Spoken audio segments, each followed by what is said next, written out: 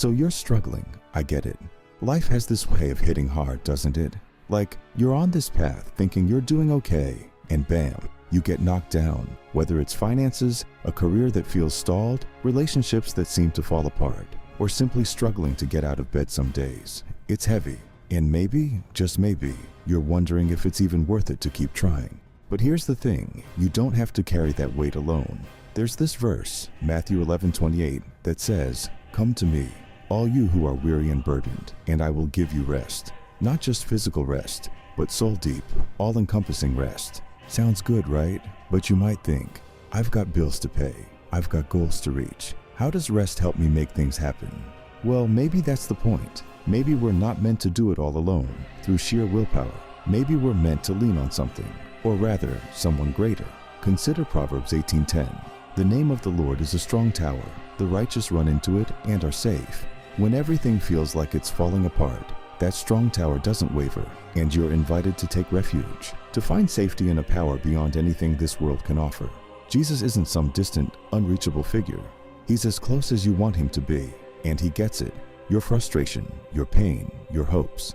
Hebrews 4:15 reminds us, "For we do not have a high priest who is unable to empathize with our weaknesses." He understands. That's comforting, right? But it's also powerful. When you feel like nobody understands what you're going through, remember that he does. And he's not just there to observe, he's there to strengthen. Isaiah 41:10 says, "Fear not, for I am with you. Be not dismayed, for I am your God. I will strengthen you. I will help you. I will uphold you with my righteous right hand."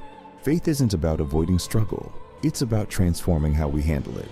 Faith in Jesus doesn't make you immune to tough times. It just gives you the strength and perspective to navigate them. Imagine you're hitting the gym, trying to build strength. It's hard. You sweat. You struggle. You want to quit. But you push through because you know those muscles are growing. Faith works the same way. It's about endurance, patience, and belief in something greater than yourself. But faith means letting go.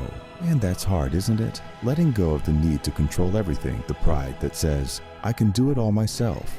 Proverbs 3:5-6 says, "Trust in the Lord with all your heart, and lean not on your own understanding." That verse, every word in it, is a challenge. Leaning not on your own understanding means accepting that you won't have all the answers, but you don't need to have all the answers. James 4:10 tells us, "Humble yourselves before the Lord, and he will lift you up."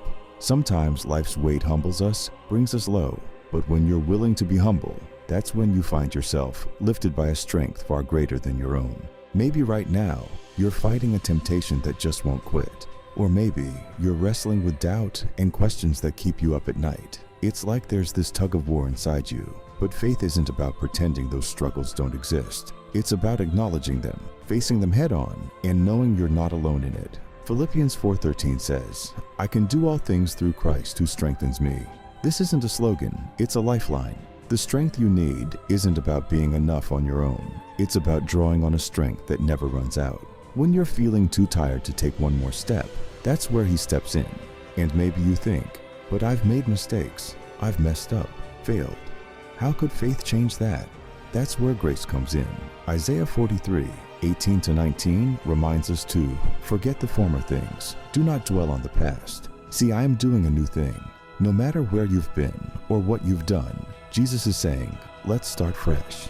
Look at 1 Peter 5:6-7. Humble yourselves, therefore, under God's mighty hand, that he may lift you up in due time. Cast all your anxiety on him, because he cares for you.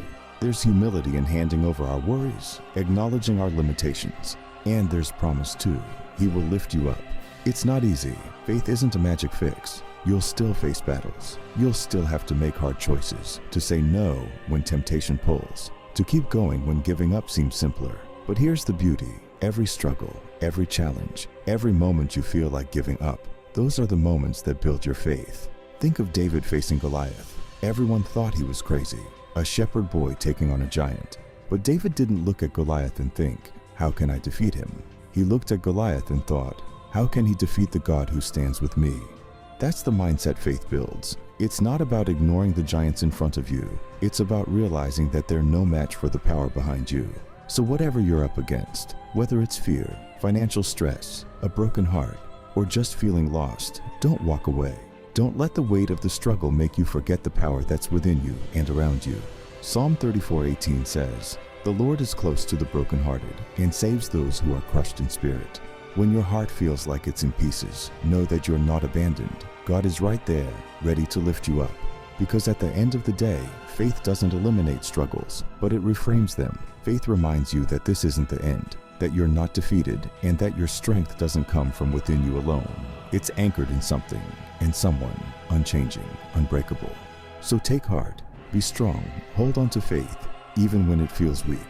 Remember, 2 Corinthians 12:9 tells us, "My grace is sufficient for you, for my power is made perfect in weakness." That means your struggles aren't signs of failure. They're invitations to lean deeper into grace. When you're weak, He's strong. When you're lost, He's there. And when you're hopeless, He is hope itself. If you've made it this far, maybe that's not an accident. Maybe you're here because something in you wants to believe that there's more, that there's strength beyond your own, that there's peace in the middle of the storm. And remember this, if pride goes before destruction, then what goes before glory?